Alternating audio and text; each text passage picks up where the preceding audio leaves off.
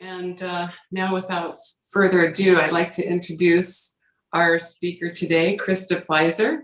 For most of you, she needs no introduction, but even though I'm on her committee, I always love taking a look at her bio, and it reminds me how much she does for us and how extensive her experience is. Krista Pleiser is the Government Affairs Director for the Santa Barbara Association of Realtors. For the past 14 years, she has managed the association's political activities, reviews public policy, and works with elected leaders and government staff in the development of housing policies. She worked for a decade to abolish the in-person inspections and ridiculous fees associated with the City of Santa Barbara's zoning information reports. We all know how awful those were. She spearheaded the Thomas Fire and Montecito debris flow Realtors Disaster Relief Program, which helped 52 Santa Barbara County residents with housing payment assistance. She's also co-founder of Smart Coast California, that advocates for the collaborative stewardship of the coast and dedicated to community sustainability, property rights, and the environment. Prior to joining our staff, Ms. Pleiser worked for several Los Angeles City Council members and a state senator. She holds a bachelor's degree in political science from Loyola Marymount and a master's degree in public policy from Cal State Northridge. Please welcome Krista Pleiser. Thank you. I really appreciate it. And thank you to the Education Committee for inviting me to speak, and also to Ruben and Draper and Kramer for their great supporting us on these educational seminars. So let's just kind of hop right into it. Just so you know, there's going to be a lot of slides. There's going to be a lot of words on these slides. I do apologize for that, but it's the only way to be able to kind of get all of the information that was requested out to you in a somewhat short amount of time. So I apologize if you start kind of glazing over at some point, but it's really interesting. Just remember that. Okay, let me just get into what I'm getting into and share my screen. Everyone good with that? Can see the main screen? We're good? All right, great. So let's first start off with SB9 and 10, and more importantly, the local updates on these. So people have been asking, okay, so what's going on with this? What's happening? And if you've kind of missed what SB9 and 10 are all about, we did do a tips and taste on this topic specifically. I believe it was back in October, so you can go back and take a look at it and see what all the particulars are on this. So SB9 is the law that says that you can go in, excuse me, and you can do a lot split, or you can create a secondary dwelling unit ministerially. Now, with these, there are a lot of hoops you need to jump through. And the city of Santa Barbara, as well as the city of Goleta, have put in specific regulations, which we'll go through. SB10 is one where you could actually add more units, up to 10 units on a parcel, with close to transit and a lot of other things, but it's only if the local jurisdiction wishes to implement it. I can tell you at this time, none of ours has wished to implement this, so you don't even need to worry about SB10 at the moment. So SB9. So this is from the city of Santa Barbara. We're going to go over them first. As you can see on this map, the orange is where you can do where you can do SB9. The blue, you cannot. So as you can see, probably half the city you can't do SB9 on. So let's go over kind of what you can and cannot do in the city of Santa Barbara.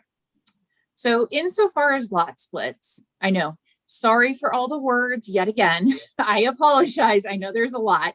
but I also wanted to have it where you all could look at it later when it's sent out. So for the lot splits, you will need to get a parcel map and you will need to do permits at the same time. You'll need to get that parcel map from a registered civil engineer or a licensed land surveyor. You're also going to need to sign a statement as the owner. So basically you are not demoing or altering any affordable units. Those mean they are specifically recorded as affordable units, right, or rent or price controlled. Anything that's been Ellis Act within the past 15 years, and Ellis Act is the one where you can take your rentals off of the market. And if the housing has been occupied by a tenant in the last 3 years. So you can't go in and do a lot split if, for example, you had a second unit, or if you're even renting out that house to a tenant. You can't do it unless that person has been out for 3 or more years. You cannot have done a previous lot split, or not you, but there cannot have been done a previous lot split on the parcel or even the adjacent parcel, which I found this very interesting because it's very interesting. It needs to be owner occupied for a minimum of 3 years. SBAOR actually worked on getting this within this bill because they wanted to make sure that it was going to be owner occupied and therefore home ownership, not where we're just getting investors coming in and flipping these properties. Cannot have short-term rentals, and it's limited only to residential uses. So you can't go and do a lot split and decide that one side is going to be a mechanic shop and the other side's going to be your house, right? You can't do that. You need to do a 40, at least the most that you can do is a 40-60 split on the parcel. You can't say have it as a 30-70 or anything like that. It's pretty much got to be even. And each lot can't be smaller than 1,200 square feet. You have to have a separate water meter, separate sewer connection. You have to be able to connect to the street or create a drainage easement. You need to be able to have meet certain lot line requirements. You need to meet access standards. And what's really important is that once you split these lots, say you had a huge lot, right? You cannot go and further split it down in the future. And then in the coastal zone, you need to have a coastal development permit plus the parcel map. So good luck with that. Insofar as the 2 residential unit development aspects. So remember, this bill kind of basically splits up into 2 different parts. You have your lot split portion, and then you have where you can build a secondary unit on your lot. And this is all ministerial. So within the coastal zone, basically you have certain zones that you can do it. You need to have architectural review. You cannot do it in coastal resources areas, historic resources area. Yet again, that whole rental unit aspect that we had talked about in the lot splits. You can't do substantial redevelopment at the same time. So if you're planning on adding another building, but you're like, hey, I'm gonna, kind of tear down part of my house now and, go up, can't do that at the same time. And yet again, you can't do short-term rentals. And within this as well, the coastal and the inland, they're pretty much mirrored except for the coastal aspects, that you cannot do it in very high fire zones. So in those foothill or extreme foothill zones, they have just straight up said, no, you can't do it here. I have questions about this. And I can see this moving forward and being litigated at some point, because within the bill itself, it says that yes, you can exempt fire zones, these fire zones. However, it's only if the fire severity can't be managed. So in other words, if you can't mitigate with what you're doing, however, you have to mitigate in these areas. You have to do your brush clearance. You have to make sure you have your fire suppressant issues, things like that. So I could see potentially someone coming forward and litigating that part from the city, or against the city, I should say. The maximum floor area and unit size can only be 85% of the floor area to lot ratio. As well as you have to watch and be able to deal with ESHO, wetlands, creek habitat, things like that. So there is a lot of different things. So when you say ministerially, you can just go and get these things, you still have to jump through a bunch of hoops. So I would actually recommend, if you want a second unit on your property, go through the ADU laws as opposed to the SB9 laws, because they're easier to understand and they're easier to get to ministerially. Then you have the city of Goleta. They actually were a lot easier on their things, and a lot of this is allowed by the state. So on lot splits, pretty much what city of Santa Barbara went through on what you can and cannot do. And yet again, what I found very interesting with this is the applicant, the definition of an individual property owner is that it is not a corporation. So basically you have to be a natural person in order to do a lot split. And this comes down to, yet again, they want to make sure that they're not getting in those speculators or anybody like that trying to get under the wire to be able to do these lot splits. With the 2 residential unit, pretty much the same thing. What is good, which they're not allowed to do anyway, but there is no design review board review. So you don't need to go through that. And it is over the counter. They have certain height and setback requirements that you need to go through, design and landscaping, and yet again, that owner occupancy of the 3 years. So as I mentioned before, SB9, City of Carp and Santa Barbara County, they are not creating anything at the moment. So especially in the county, I can tell you that they've had a whole two permits for an SB9 project within the entire county. So they have a lot of other things that they're dealing with right now. So they're like, we don't need to spend our time creating something like this. So they're just following the state law. And as I mentioned with SB10, none of the South County jurisdictions are moving forward with anything at the moment. And I would not count on them ever doing anything with this law. So no worries there. Let's move into new laws for 2022. I hope that all of you have seen the ones from SBAOR. They actually have done 2 webinars on it. They did one back in, I want to say maybe November-ish.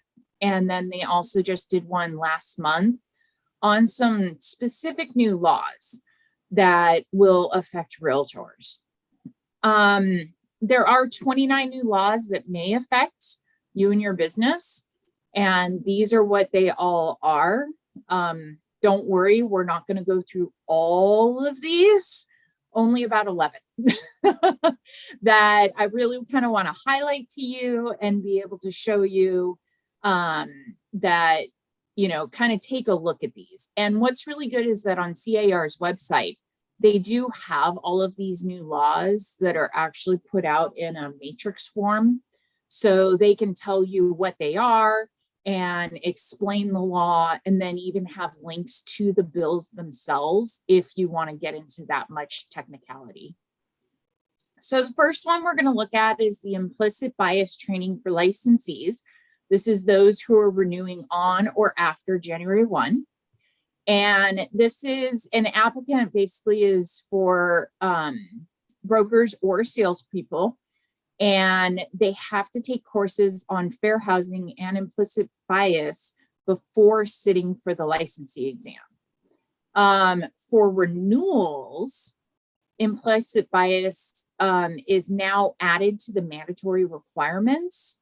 And for subsequent renewals, brokers and agents must take a 9-hour survey course as opposed to the 8-hour course that is currently under law.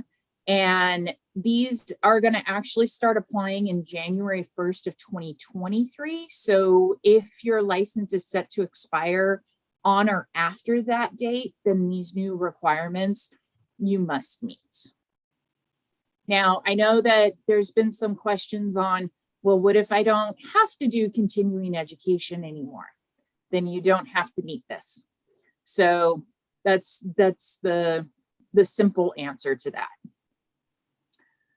This is anti-bias appraisal disclosure form that must be a part of every real estate contract. This requires that every contract for the sale of real property contain a notice stating that any appraisal of the property is required to be unbiased, objective, and not influenced by improper or illegal considerations. The notice also provides contact information for filing a complaint if the buyer or seller believes that the appraisal is low based on illegal considerations. This is going to be part of the CAR forms, and it's just going to be an automatic. So that's going to be able to answer that. And this will be going into effect July 1st.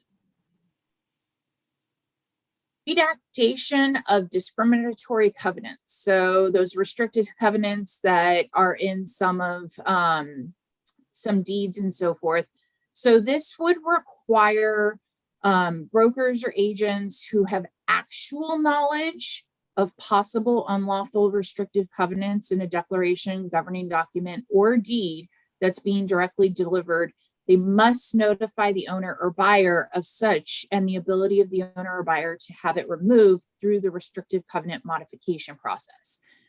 This only means if you have actual knowledge. This is not where you're going to go out. You don't have to do the history on it. You don't need to search things of that nature. It's like if you happen, let's use a random example. If you lived in an area and you knew for a fact that it had a discriminatory covenant within it, you will then pass that on because you actively know that it exists. This will make it easier to redact racially restrictive language for homeowners by waiving fees, streamlining the recording process, and expanding who can file the request. And it creates a program requiring each county recorder to establish the program to proactively redact unlawfully restrictive covenants. So eventually, hopefully this won't even be an issue. Things will automatically be redacted. But until then, because it's the government we're talking about, which will be many, many, many years, need to go through this. Fire hazard zones. So home hardening and defensible space areas are expanded. So this law, among others, expands the fire hazard zones to which the home hardening and defensible space disclosure laws apply within a local responsibility area. What's interesting is that it is now requiring CAL FIRE to designate within these responsibility areas moderate, high, and very high areas, which we're all very familiar with, the high and very high. And this now means that you need to have the disclosure for the high and very high. You used to have it where it was just very high, and NHD was able to provide that. However, the NHD statement may no longer be relied upon to determine if there's also a high zone. Speak to your NHD representative for that, because like in our area, they may already have it where they have the high and the very high. I don't know that personally, but just speak to your NHD representative and make sure that you're getting all of that information in order to have it as a disclosure. There we go. Sorry. So next one, homeowner association owners, notices and delivery of documents. So back in the day, you know, pre-January 1st, so long time ago, we had it where the HOAs, they were able to pick the option of how they wanted to communicate with the homeowner. So they could say, oh no, we are going to deliver all of the individual reports to you via mail.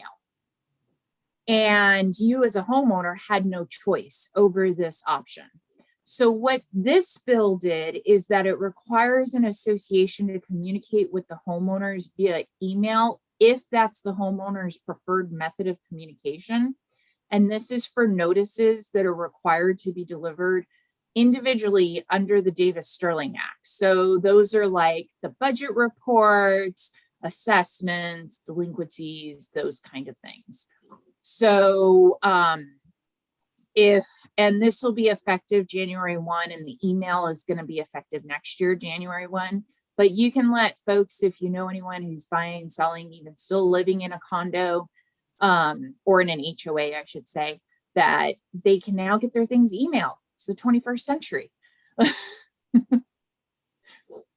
Next one, since sewer laterals are a big part of our life here on the South Coast, wanted to highlight this one for you, home inspectors for sewer laterals. So the way that it used to be is that a plumbing contractor or anyone connected to that company, when they were doing a home inspection, they could not do the work. So now this law changes it to where plumbing contractors can inspect as well as offer to perform the repairs. However, the consumer does need to be provided a specific disclosure, a specified disclosure, and it's just letting them know that you have this option, you can pull out, you can get a second opinion, things of that nature. Landlord tenant. There were a lot of landlord tenant bills this past year. This one is specifically about emotional support animals.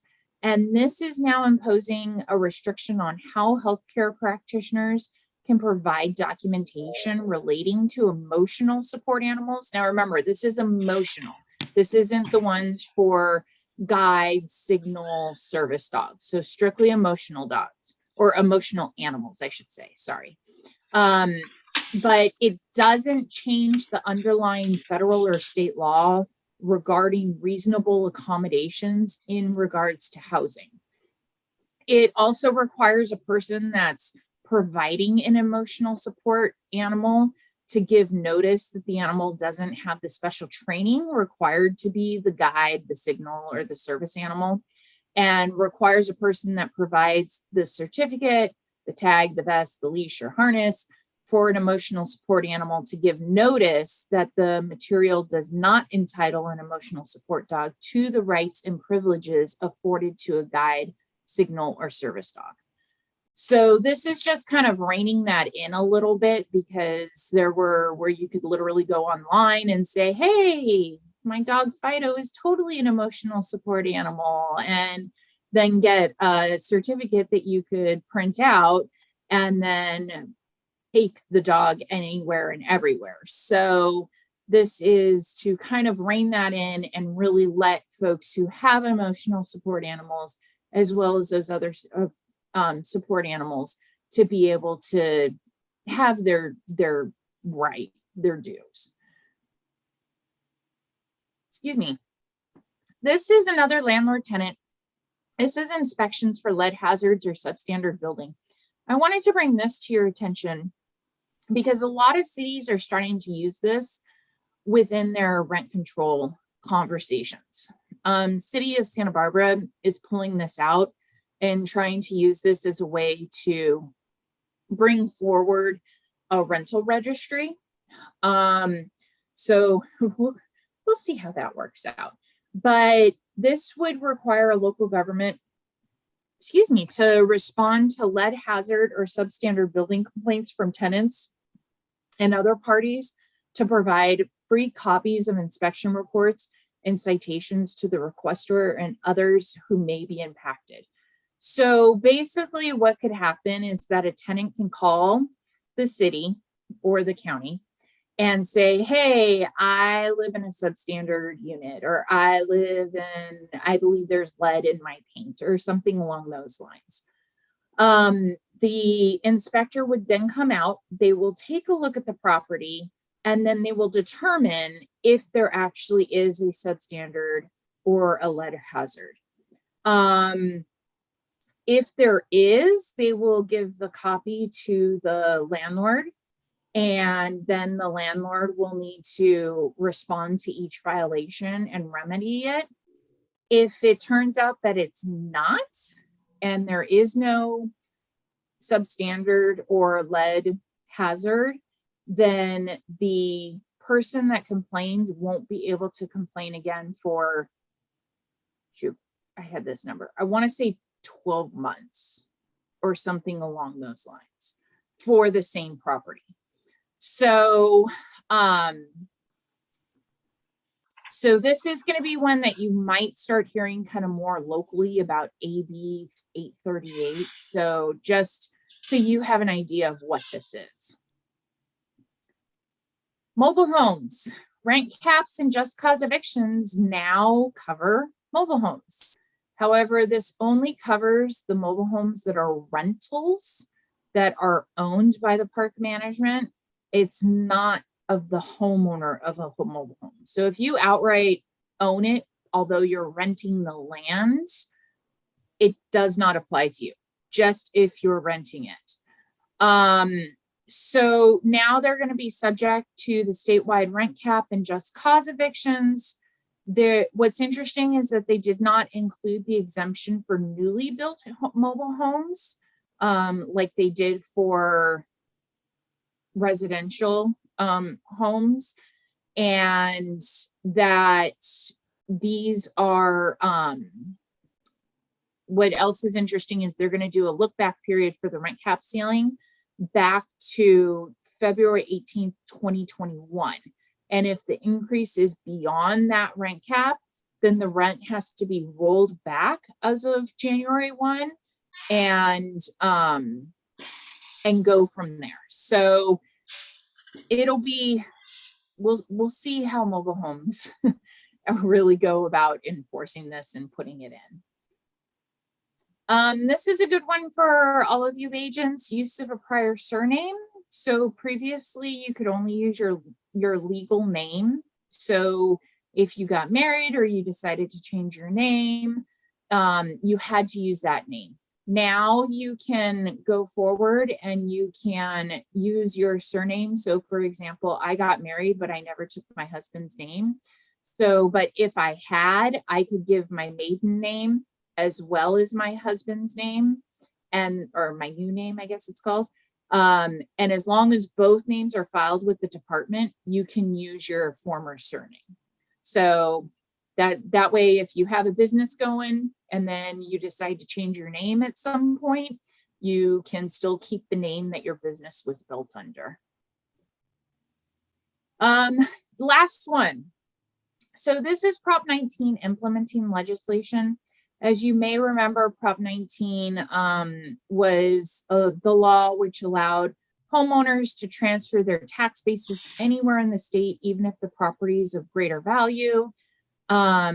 And it was, but there were a lot of various issues regarding the transfer of the tax basis for the residents of seniors of 55 or over, the severely disabled, and victims of natural disasters, as well as the transfer of the property or family farms from parent to grandparent, child to grandchild. So they were addressed and clarified within this law. Most importantly, the purchase and sale of the homeowner's principal residence may qualify for Prop 19 tax savings, even if one leg of the transaction took place prior to April 1, 2021. So that was one of the big questions, was the timing. Like, what if you were right on that timeline? What's going to happen? So now you can. The equal or lesser value is going to include 105% of the value of the replacement property if it's within 1 year, 110 if it's after or within 2 years. And if you happen to have transferred under Prop 60 or 90 before, it doesn't count. So you have a clean slate. So you get that one extra turn. You can also have it where ADUs aren't counted as multi-unit dwellings. So that's really good. And what was the last one? Sorry, my brain just froze for a quick second. So there's actually a really good Q&A that SBAOR has on this on their website. So take a look under their Q&A sections if you have questions. It can get a little, you could have a lot of questions in regards to this. So read that or call SBAOR Legal. So let's do a quick little legislative update of what is going on right now. So now we knew what happened, what bills we're now implementing and dealing with. So these are what's going on right now. AB 119, that's Special Districts Fee Transparency. Direct fees on residential properties have been growing local government finance tools since the creation of Mello-Roos and the establishment of benefit assessment districts. These districts allow special fees to be imposed on property owners to finance public improvements like park maintenance, water, electricity, sewage and drainage, infrastructure, and more. This bill requires a county auditor controller to post on their website the range of combined direct levies assessed on real property along with the current tax rate information. Unfortunately, this isn't going to move forward this year. This would have been really good for us because a lot of times you have these special districts and you're like, well, this is what your property tax is going to be, but then you have to add another $1,000 to $2,000 of special fee assessments. So that would have been really nice to have, but not moving forward this year. The SBAOR was also trying to work on SB 304, which was increasing the statutory limit on unlicensed handy person services. So under current law, a handy person who's not licensed can't legally perform any work on a home that exceeds $500 in total value of labor and materials. Tell me who can do anything for $500 nowadays. So SBAOR sponsored legislation to increase the 500 per project limit and allowed to up that. And I believe they were trying to up it to at least 1,500, if not more. Unfortunately, that's not going to move forward this year either. So, and then they were also looking at increasing federal funding for ownership housing. So currently, deed restricted rental housing construction, acquisition, and rehabilitation programs receive the bulk of state and federal funding. Current law allocates about 10%, only 10% to home ownership housing programs. So this year, SBAOR said, you know what, we need to do something about this. And so they sponsored legislation requiring California to prioritize 30% of federal home program funds to promote home ownership for low and moderate income families. And specifically, the bill would prioritize at least 10% of the program funds for down payment assistance programs. So this is actually pending introduction. So hopefully we'll be able to get that going and up off the ground and get more home ownership out there. These are bills that SBAOR is supporting, and I am actually going to kind of pass over these. We still have 2 other sections. So you can take a look at these, look them up. There is information from SBAOR on them. For example, the accessory dwelling units, just real quick, what that does is that it increases the height for building from 16 feet to 18 feet. It's a little change, but it's a big enough change that a lot of cities were stopping ADUs because of it. And it's also allowing local governments to ministerially approve a permit request to just add a bedroom to an existing single family home as an ADU. And then we're opposing several. The big thing that I did want to let you know is AB 854, the Ellis Act. So as you may know, the Ellis Act prohibits local government agencies from forcing property owners to continue operating their private properties as rental business in rent control jurisdictions. This bill would have forced property owners to stay in the rental business for at least 5 years before being able to use the Ellis Act to go out of business. This bill did not receive a vote on the assembly floor, and therefore it's not moving forward. And the main reason why that happened is because there was a very targeted SBAOR red alert that went out. We did not get one in our area, but around us they did. And it was basically telling folks, contact your legislator, let them know that this is very bad. And because of that, we actually didn't think that it was we thought it was still gonna move off of the floor, and it didn't. So this really shows the power of the Realtor voice and how answering these red alerts really does make a difference. So doing a quick Coastal Commission update. Here in the South Coast, the city of Santa Barbara, we do have a priority 1. Our LCP, Local Coastal Program, was certified by the Coastal Commission in 2019, but there's still our coastal hazard section that needs to be approved by the City Council, which was approved last year, and we're still trying to go through and get everything else approved to go then get certified by the Coastal Commission. So this is definitely keeping an eye on this. We're going forward, we're lobbying, things of that nature. Goleta and Carpinteria both are priority 3s. They're walking through their plans. They're just taking some time, not a big rush on their parts. So, and then for Santa Barbara County, it was actually, they had theirs all done. They sent something like 8 years, over $500,000, like 4,000 hours, something like that on this LCPA. Went forward to the Coastal Commission, or was about to go forward to the Coastal Commission, but they knew that the county knew that they weren't going to get any modifications removed that the Coastal Commission staff wanted. And some of those were very, very bad for our county.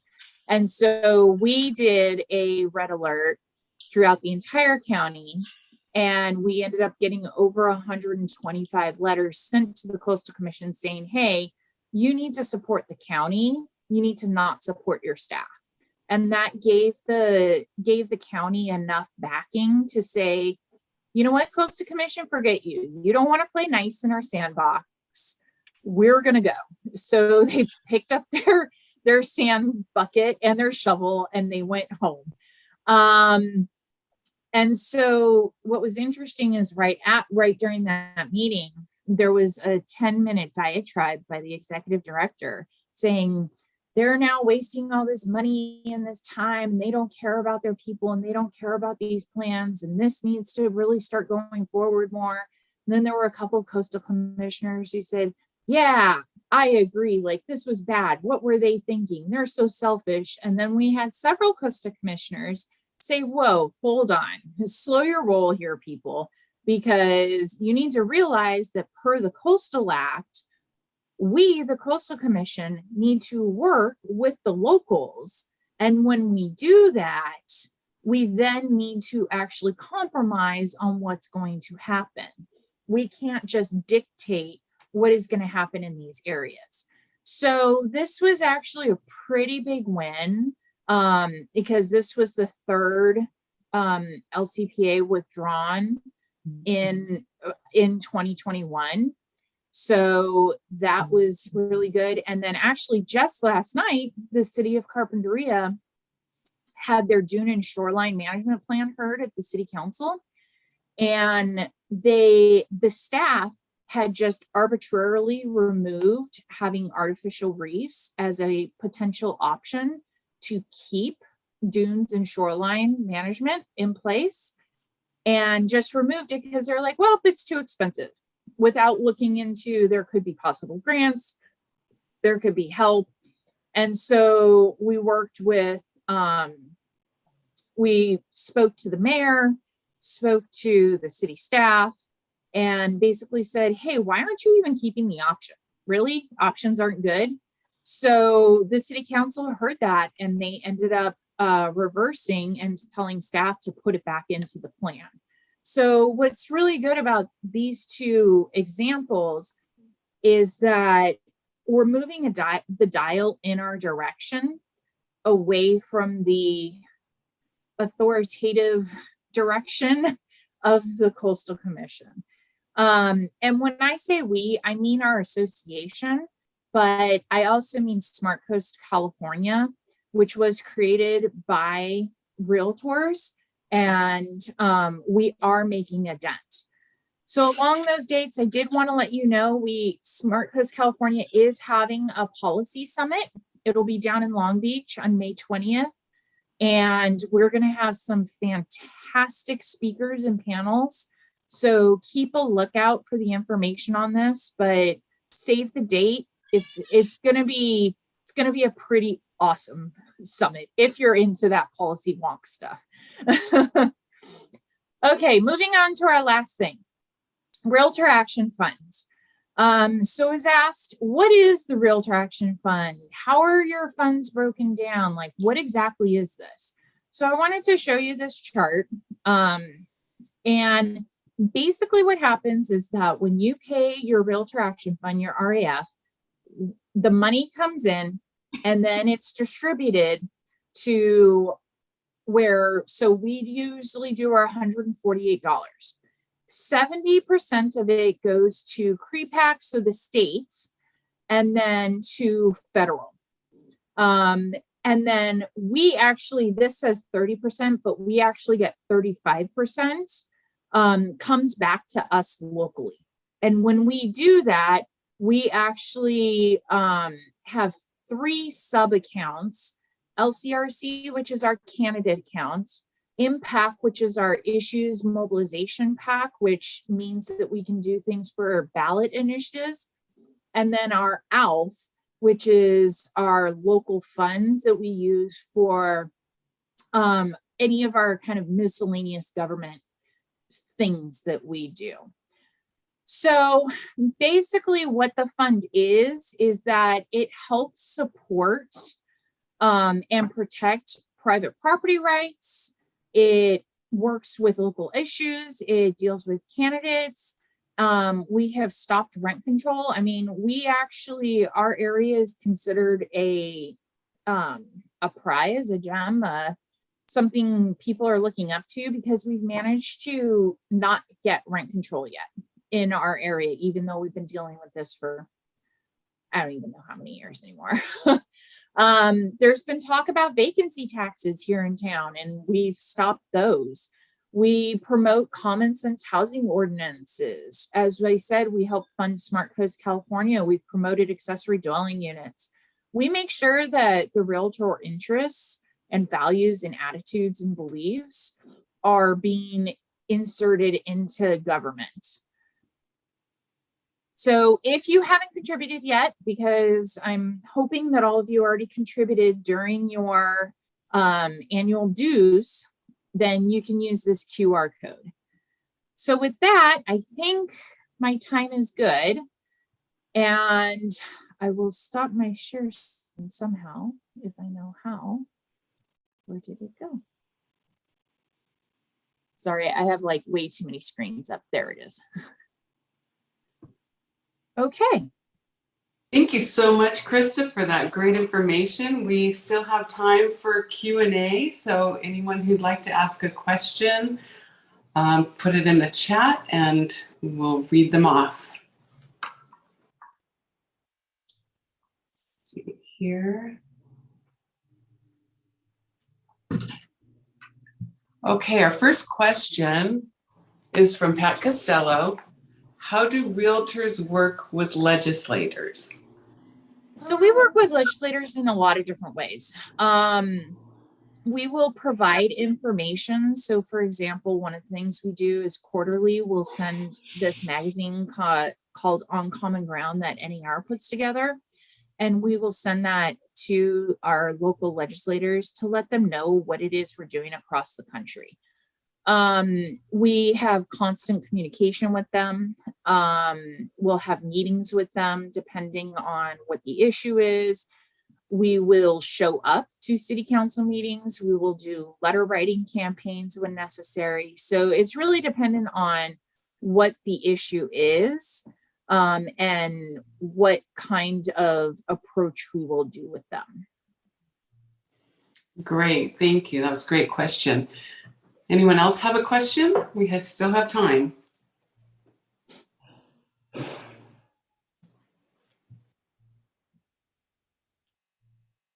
I don't see any more questions coming in. Oh, Pat has another? Oh, wait, there's one. Sam, any idea how long ADUs are currently taking to be built, including city approval time? When you say city, I'm assuming you mean Santa Barbara City, since we have 3 cities in the South Coast, but they're actually not taking a ton of time considering that you're still working with the government. They need to be streamlined, and I don't have the specifics of the actual timeline itself, but I've been hearing that you can get permit approval within a couple months, as long as you have all of your information together, have all the documentation correct, and things of that nature. Thank you. And Pat Costello again, are there anti-bias courses for appraisals that are lender required? I am not sure. Yeah, I'm not sure. The only thing I know about is what it was for real estate itself. With the lenders, you may want to check in with whoever does your lending stuff. I can briefly answer that. We have appraisal management companies that we have to order through so that they are completely regulated, unbiased, and no conflict of interest. So it's pretty much intrinsic in the setup of how we order appraisals today. Great. Let's see, we have Matt Vaughn. Were common interest developments excluded from SB9 regarding the lot splits? Yes. Okay, great. Jean Sadar is asking, will we get charts and the info on this? Yeah, I'll make sure that I turn these into PDFs for you, and I'll shoot them over to Casey when she sends out the info. Terrific. And I also know we're recording this in case there was so much great information. If you want to hear it again, if there's anything you missed because you were trying to process all the information at once, it will be available as well. So let's see, Jan Bannister, how can we get our loan limits higher outside of separating South and North County? And I know that Peter Trent's been working with you, Krista, on this one. So go ahead. Yes. So this has been an issue that we've been dealing with for, gosh, I want to say for the past 13 years, 12 years, something along those lines, and getting our conforming loan limits higher. One of the reasons why our conforming loan limits aren't higher than our surrounding areas is because North County basically brings us down. Sorry to all the North County lovers, but you bring us down. And so one of the things that we've been talking with NAR about, and I think after, 12 years, they may be sick and tired of hearing from me, so they're actually doing something, is asking them to ask the folks who create the actual equations for these to update the equations so that they're not from like 19 whatever, 72, 82, whatever that they're using, based on very old information. So we're trying to do kind of a different approach with this, but besides separating north and south right now, like I don't see that won't happen either. So we just have to kind of keep our nose to the grindstone and keep trying to get Salud to change things for us and keep trying to convince HUD that they're wrong. Great, thank you. I'm not seeing any more questions. Anyone else before we move to our raffle?